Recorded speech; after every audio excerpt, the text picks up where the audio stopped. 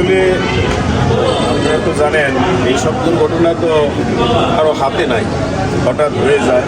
আর আমাদের সরকারের মানও খুবই কম। তারপরও আমরা সরকার যে জনগণের সাথে আছে এটি প্রমাণ। আমাদের মাননীয় প্রধানমন্ত্রীর নির্দেশ যে আমরা যেন জনগণের সেবা করি।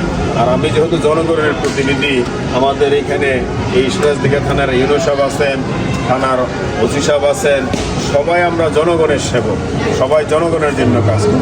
আজকে যাদের সমস্যা আপনারা জানেন, এই যে এক লোক আমি সেদিন দেখে খুব খারাপ লাগছে, মালয়েশিয়া থেকে আসছে, ওনার সমস্ত ইনকাম এই একটা দোকানে ছিল, সব কিছুই কিছুক্ষণের মধ্যে নিঃস্ব হয়ে গেছে। আমি সবাইকেই বলবো, সরকার তো সহযোগিতা কিছুটা হইলেও করব, কিন্তু আমাদের সচেতন হইতে হবে। কেন বিদ্যুৎ শর্ট সার্কিট হইল আর কেন আমাদের এই দুর্ঘটনা মোকাবিলা করতে পারি না? আমরা শুধু ফায়ার সার্ভিসের ইয়ার জন্য পয়সা থাকলে হবে না।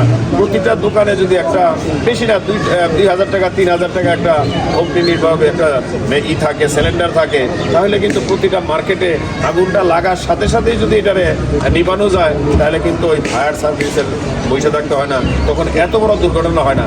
আমরা কোটি কোটি টাকা নষ্ট করব, কিন্তু ওই 5,000 টাকার রক্ষা করার জন্য রাখবো না।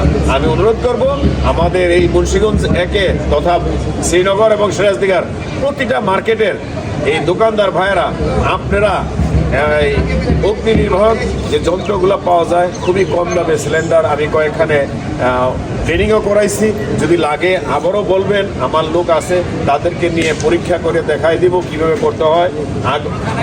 আগুন যখন লাগে এটা কোনো যাইসাবো না, এটা কোনো ভাগবার লোকও না, সাথে সাথে নিবানো সম্ভব হয়, শুধু ট্রেনিংয়ের প্রয়োজন। আমি অনুরোধ করব সবাই আপনারা ট্রেনিং নেন, তাহলে এই বড় ক্ষতির থেকে রেহাই পাবেন।